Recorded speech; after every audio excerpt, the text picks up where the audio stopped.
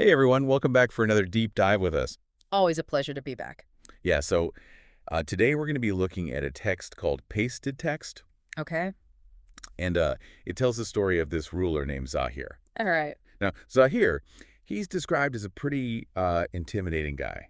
Gotcha. Like they talk about the deep scars on his face, Uh-huh. cold eyes, the kind that just make you want to look away. Right, right. He's definitely giving off some not so friendly vibes. Make him imagine. But it's not just his looks, right? Oh, no, definitely not. It's more about his actions, the way he treats his people. Yeah, that tends to matter more, doesn't it? Big time. Actions speak louder than words and all that. Exactly. And in Zahir's case, those actions are screaming tyrants. Oh, yeah. How so? Well, for starters, the text mentions how he taxes the poor mercilessly. Oof, that's never a good look. Nope, not at all. Classic move from a tyrant, though, right? Oh, yeah. Sadly. Yeah. I mean, think back through history. How many times have we seen that? I mean, yeah, yes, you're right. A ruler who squeezes every last drop out of the people they're supposed to be serving. It's like they forget who they're actually supposed to be working for. It's like power just goes straight to their head.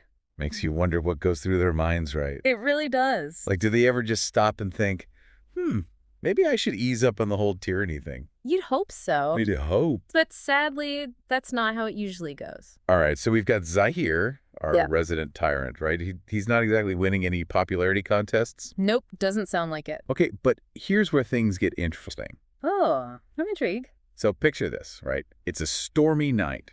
Okay, setting the scene. The wind is howling, rain is coming down in sheets. Yeah, classic storytelling weather. And in the middle of all this, who shows up at Zahir's castle?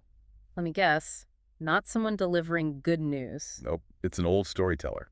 Oh, really? Yeah, kind of an odd time to be making a house call, wouldn't you say? You'd think so, right?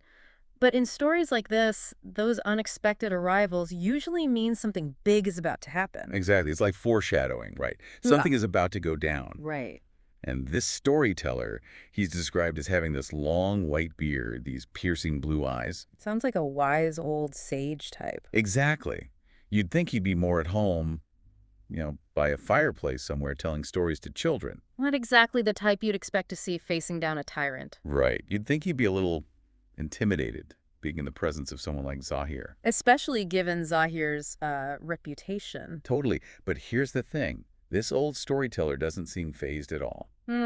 That is interesting. Instead, he makes Zahir an offer. What kind of offer? He says, look, give me shelter for the night, and in return, I'll tell you a story. Oh, that's a pretty good deal. Right. A story for a night's stay. Yeah. Now, I don't know about you, but I'm thinking, what kind of story could this old guy possibly have that would be worth anything to a tyrant like Zahir? That is the question, isn't it? But to my surprise, Zahir agrees. He does, huh? Yeah, so the storyteller settles in, and he starts to weave this tale. All right, I'm hooked already. And guess what it's about? I don't know, maybe a powerful king? Yep, you got it. But not just any king. A greedy, ruthless tyrant. Sounds familiar. Right. So as the story goes on, this tyrant, he does all kinds of terrible things, just like Zahir. Oh man, so the storyteller is basically calling Zahir out through this story. Yeah, and you can tell Zahir is getting more and more uncomfortable as the story unfolds. It's like he's seeing himself in the story, isn't it? Totally, and I'm sitting here thinking, what part of this story is really hitting a nerve with him? Right. What specific detail is making him squirm in his seat? Because remember, this text is pretty short. Yeah. It doesn't go into, like, super specific details. It's a lot to the imagination. Exactly. So it's really up to us to fill in those blanks. Oh, that's cool, though. It lets us put ourselves in the story a bit more. Yeah, I like that. Right, so we've got this tension building as the storyteller's tale unfolds, and Zahir is getting more and more agitated. Yeah, and, like, imagine the atmosphere in that room, right? Oh, yeah. It's got to be thick with tension. You got the storm raging outside, the flickering candlelight. And Zahir probably fuming in his chair. Yeah. And the storyteller just keeps going, totally unfazed. Fearless. Total pro. And it says that his eyes are glowing as he's telling this story. Oh, yeah, it does say that. And sends chills down my spine just thinking about it. Me too. It's like he's channeling some kind of power. Right, like it's not just a story anymore, it's something more. Yeah, exactly. And then, bam, the climax. Hit me? The storyteller stops mid-sentence. Oh, wow. Okay. He looks right at Zahir. Oh, man. I bet that look could kill. And in his booming voice, he says... Wait. Before you go on, do we know what he says? Oh, yeah. He says, your fate is sealed, tyrant.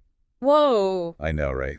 Talk about a mic drop moment. Seriously. Yeah, and right as he says that, Uh-huh. the ground starts to shake. Uh, And get this, from the shadows, these ghostly hands emerge. what? Ghostly hands. Yeah, and they grab Zahir, start dragging him down into the darkness. You're kidding? Nope, that's what it says. Oh, man, that's some serious horror movie stuff right there. I know, right?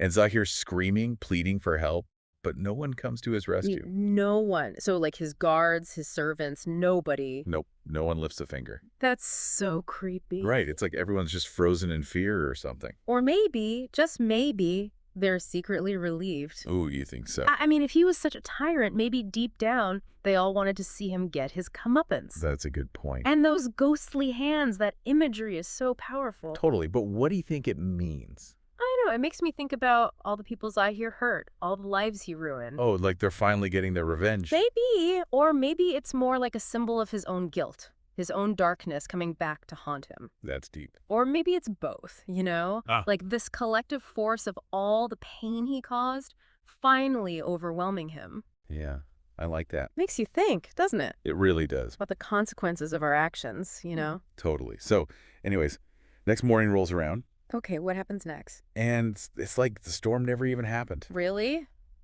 Just like that, it's all calm and peaceful? Yeah, the sun is shining, the birds are singing.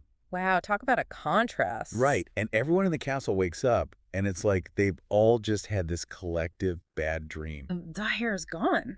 Gone, vanished without a trace. Wow. And you know what's even crazier? I can't even imagine, what is it? Out in the kingdom, it's like a party's going on. A party? Why? People are celebrating, they're dancing in the streets. They're celebrating because Zahir is gone. Exactly. It's like this huge weight has been lifted off their shoulders. Man, that must have been an incredible feeling for them. Right. Going from living in fear to suddenly being free Talk about a 180. makes you realize how much power one person can have over others. For better or for worse. Exactly. But this also brings up another point. Oh, yeah. What's that? What happens next? You know, now that Zahir's gone. I didn't think about that. Yeah, there's this power vacuum now. Yeah, true. Someone's got to fill it. Who do you think it will be? That's the big question, isn't it? Yeah, and like what will their rule be like? Will they learn from Zahir's mistakes, or will they just become the next tyrant? Man, I really hope they make things better. Yeah, fingers crossed. Okay, so to recap, Let's do it.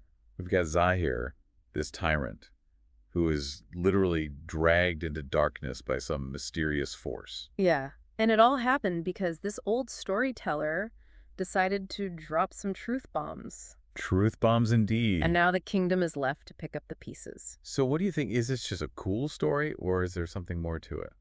I think it's definitely more than just a story. Yeah. Like what? I mean, it makes you think about power, about justice, about the consequences of our actions. All that from a short story. Yeah, that's the power of a good story, isn't It it? can really make you think. Exactly, and that's what I love about this one. Me too. It leaves you with more questions than answers. And makes you want to dig deeper, Driss. Absolutely. Well, on that note, I think it's time to wrap up our deep dive for today. Yeah, sounds good. But before we go, I got to ask, what's one thing you think our listeners should ponder after hearing this story? That's a good question. Yeah. I guess I'd ask them to think about this. If this story is a warning, who is it warning? Oh, Is it just a warning for tyrants, or is it meant for all of us? that is a very good question. Yeah, something to think about. Definitely. All right, well, thanks for having me. Thanks for joining us. And to everyone listening, keep those wheels turning. And we'll see you next time. See you later. Bye. Bye.